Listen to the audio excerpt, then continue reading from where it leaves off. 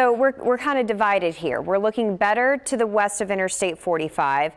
We're going a little bit downhill to the east, but I do have great news that the flash flood warnings have expired, which is wonderful. So again, we're seeing those rainfall rates drop. River issues are still there, so there's kind of two beasts, the flash flooding threat and then the river threat. Sorry.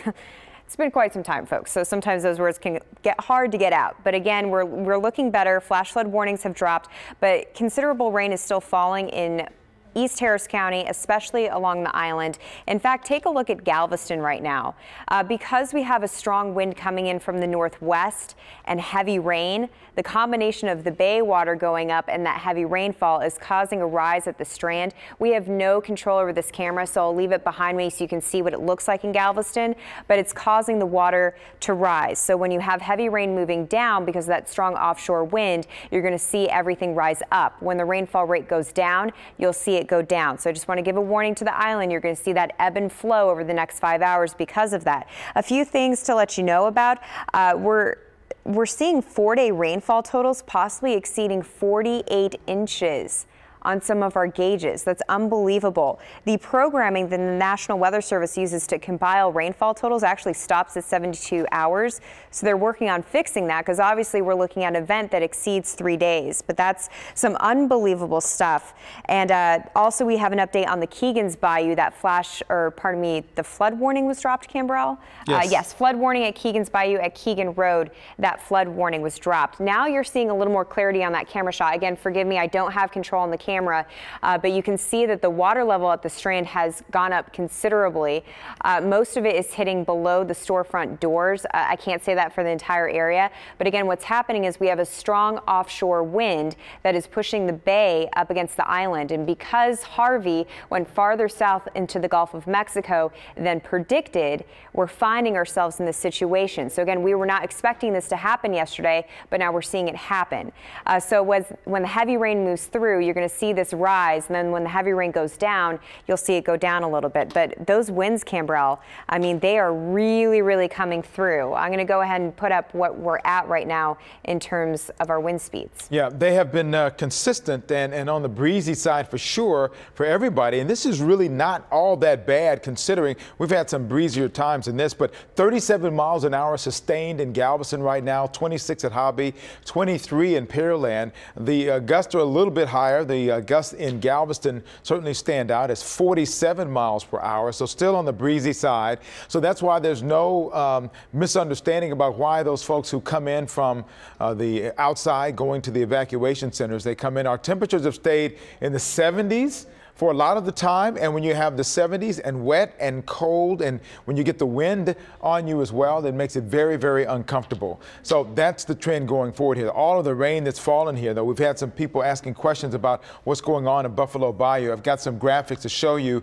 as Buffalo Bayou is down on the receiving end of what's going on when we talk about Addicts and the Barker reservoirs. It's going to be dropped in there at some point. Here's the San Felipe Drive here, and you can notice that as of yesterday morning at 2 o'clock, it was pretty high up, and then you notice a dip down as we go through the morning yesterday at 10 a.m. But then we had some heavier rains. We had that going on, so the bayou rose up, and it's still, by the way, well out of the top of Bank. And as you get out of the San Felipe area, Buffalo Bayou continues toward downtown a bit, and once it does, or outside of that, there's a stream at Dairy Ashford. I'll have the one at downtown a little later on, but this is closer to where the dams are. So Dairy Ashford, you can see it really goes up, and that correlates to about the time when they open the gates at the spillways at Ashford and Barker, Addicts and Barker. When they open those, you can see the rate going up.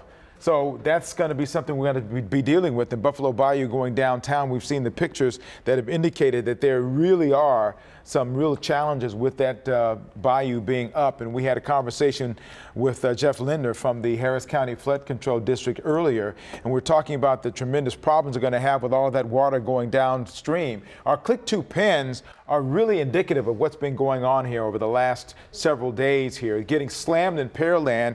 There were some areas in Pearland that were really under the gun for a long time yesterday, and the same thing is true in West Columbia. This is the Brazos at about 7:30 yesterday. Look how high that is, and it's only going up from there. the coming from upstream in Sugar Land in Richmond, where folks are really concerned. Here's a shot in Baytown, where we saw 146 having some challenges along 146 from Baytown all along the western side of the bay.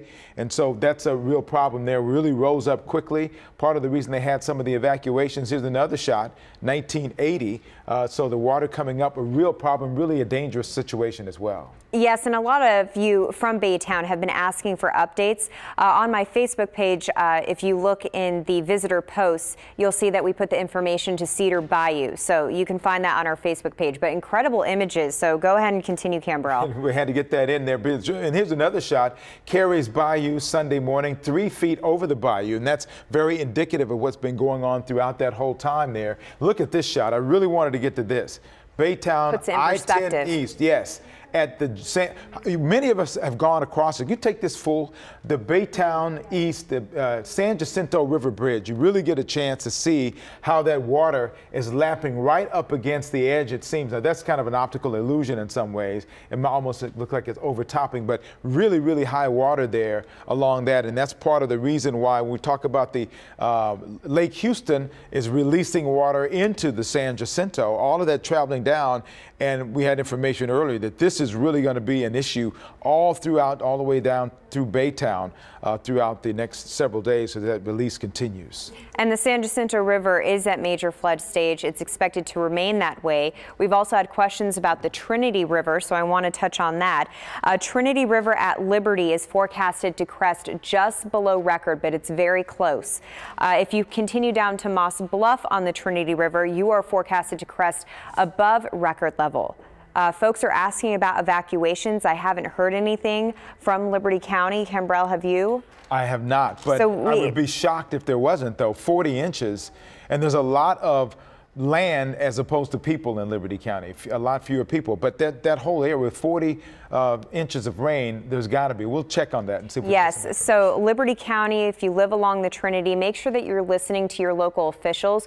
We're expecting more than 4 inches of rain for you, possibly up to 8 inches during the day today. It's heavy rain right now, and it's going to stay steady for several hours. So just listen to your local officials. The best advice Camberell and I can give you is that if you evacuated in the past because of the Trinity River, you most likely will be asked to leave again.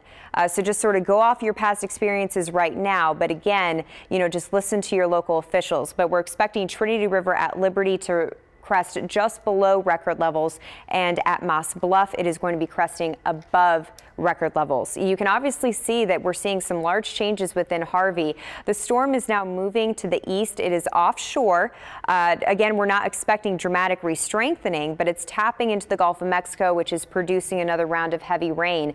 But if you live to the west of Interstate 45, folks, I have great news for you. The rain is wrapping up for you and it's moving out. If you live to the east of Interstate 45, we have more heavy rain in the forecast for you today. We could see anywhere between 4 to 8 inches of rain. But just watching the radar, Camberell, I really like the trending that I'm seeing. It's not a guarantee, but we could continue to see some clearing. Keep in mind, we'll see some moisture on the backside of the system. So Harris County, I think we're still going to see some rain as we go throughout the next 12 hours. Much better looking forecast in terms of the map we're looking at now, although the flash flood warnings are in place off to the east. When you have 20 to 40 inches throughout the rest of our area, though, that's why we still have a flood warning in place for much of the area as a result of what's been going on here in much of the area. An aerial flood warning for all of us still is in place because we have the draining that happens.